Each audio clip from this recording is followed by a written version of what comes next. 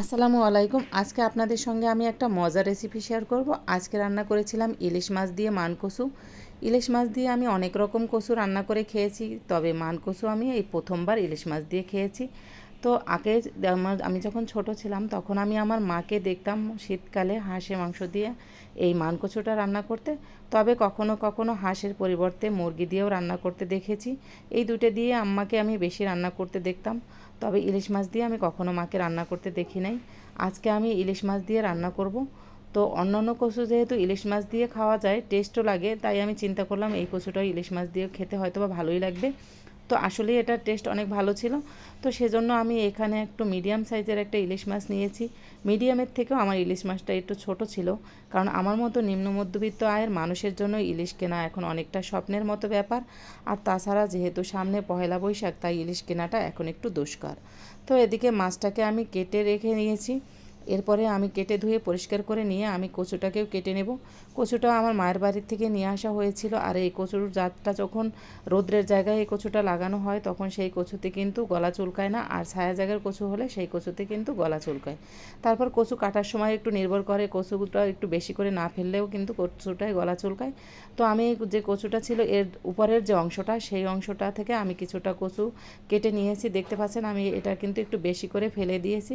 ফেলে আমি এরকম টুকরো করে নিয়েছি, যেহেতু আমি এটা মাছ দিয়ে রান্না করব, তাই এরকম করে নিয়েছি। এই কচুটা কিন্তু অনেকে ছেলার সময় একটু কম ছেললে তাতেও কিন্তু গলা চুলকায়। তো এখন এই কচুটাকে আমি একটু হালকা ভাপ দিয়ে নেব গরম পানিতে।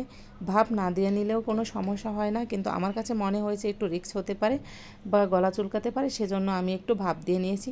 তবে ভালো জাতের কচু হলে কিন্তু ভাপ দেওয়ার প্রয়োজন হয় না। তো এখানে আমি একটা পাতিলে গরম পানি বসিয়ে দিয়েছি। গরম পানিটা যখন ফুটে যাবে তখন এর মধ্যে আমি কচু দিয়ে কচুটাকে ধুয়ে নিয়ে কচুটাই গরম পানিতে দিয়ে দিয়েছি। আর যখন এটা ভাপ উঠেছে তখনই আমি কচুটাকে নামিয়ে নিয়েছিলাম। তবে এই কচুটা এত ভালো ছিল যে আমি যখন ভাপ দিয়েছিলাম তখনই অনেকটা সিদ্ধ হয়ে গেছে।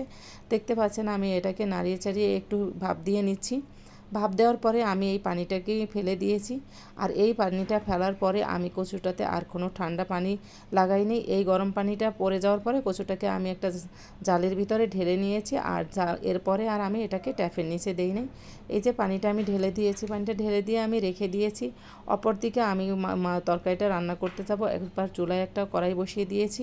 চুলায় একটা কড়াই বসিয়ে দিয়ে এর ভিতরে আমি আধা কাপ পরিমাণ সরিষার তেল দিয়েছি। সরিষার তেল দিয়ে সরিষার তেলটা যখন গরম হয়ে গেছে তখন আমি এর ভিতরে 1 কাপ পেঁয়াজ কুচি দিয়েছি। ইলিশ মাছে আমি অন্য মশলা যেহেতু ব্যবহার করি না, তাই আমি এখানে পেঁয়াজের পরিমাণটা একটু বেশি দিয়েছি। 1 কাপ পেঁয়াজ দিয়ে পেঁয়াজটা যখন ভাজা ভাজা হয়ে যাবে তখন এর ভিতরে আমি পরিমাণ মতো লবণ দিয়ে দিয়েছি। লবণটা দেওয়ার পরে আমি এর ভিতরে হলুদের গুঁড়া আর মরিচের গুঁড়া দিয়ে দেবো। এজন্য 1 চা চামচ দিয়েছি হলুদের গুঁড়া আর 1 টেবিল চামচ দিয়েছি মরিচের গুঁড়া। হলুদ মরিচের গুঁড়া দিয়ে একটু নেড়েচেড়ে নিয়ে এর ভিতরে আমি সামান্য পরিমাণ পানি দিয়ে দিয়েছি। পানিটা দিয়ে এরপরে আমি একটু বাটা মশলা দিয়েছি। যেহেতু এটা কচু দিয়ে রান্না করা হবে তাই একটু রসুন ব্যবহার করেছি, কারণ যে কোনো কচুর তরকারিতে কিন্তু রসুন দিলে ভালো হয়। তো এখানে আমি আধা টেবিল চামচ পরিমাণ রসুন বাটা দিয়েছি, 1 চা চামচ দিয়েছি জিরা বাটা। এটা যদি কচু না দিয়ে শুধু ইলিশ মাছ রান্না করতাম তাহলে এটা দেওয়ার প্রয়োজন ছিল না। মশলাটাকে আমি ভালো করে কষিয়ে নিয়ে এর ভিতরে আমি কাঁচা মাছগুলো দিয়ে দিয়েছি। কাঁচা মাছগুলোকে দিয়ে আমি এটাকে ভালো করে কষিয়ে নিয়েছি। এটা কেউ চাইলে মাছটাকে তেলে ভেজেও দিতে পারেন, কিন্তু আমার কাছে কষানো যে মাছ, সে মাছের অন্যরকম একটা টেস্ট লাগে, তাই আমি এটা কষিয়েই দিয়ে রান্না করেছি।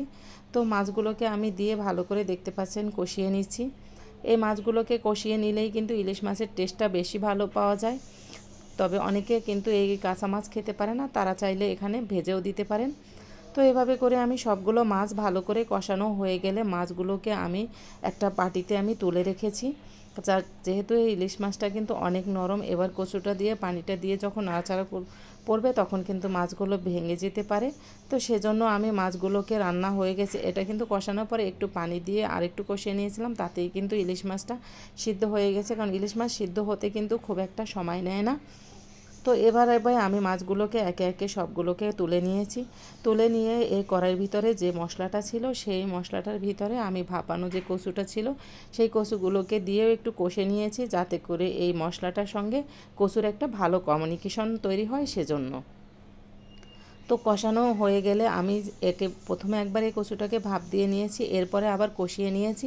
এতে করে আমার কচুটা কিন্তু প্রায় 50%-এরও বেশি সিদ্ধ হয়ে গেছে। আমি একটু খুন্তির সাহায্যে চেক করে নিচ্ছিলাম যে আসলে কচুটার কী অবস্থায় আছে।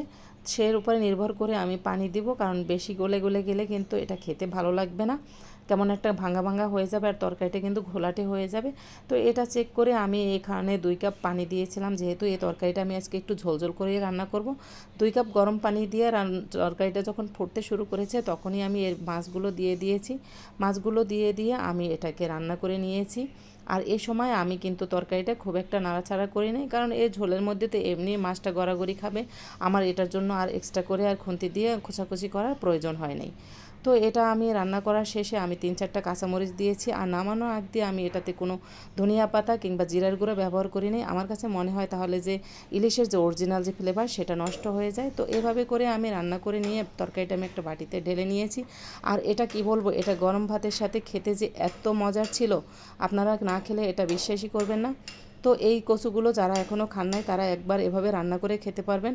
আশা করি সবারই রেসিপিটা ভালো লাগবে। আমার রেসিপিটা যদি ভালো লেগে থাকে তাহলে আমার পেজটা ফলো দিয়ে আমার পাশে থাকবেন, আমার জন্য দোয়া করবেন, আমার পরিবারের জন্য সবাই দোয়া করবেন। সবাই ভালো থাকবেন, দেখা হবে পরবর্তী কোনো ভিডিওতে। আল্লাহ হাফেজ।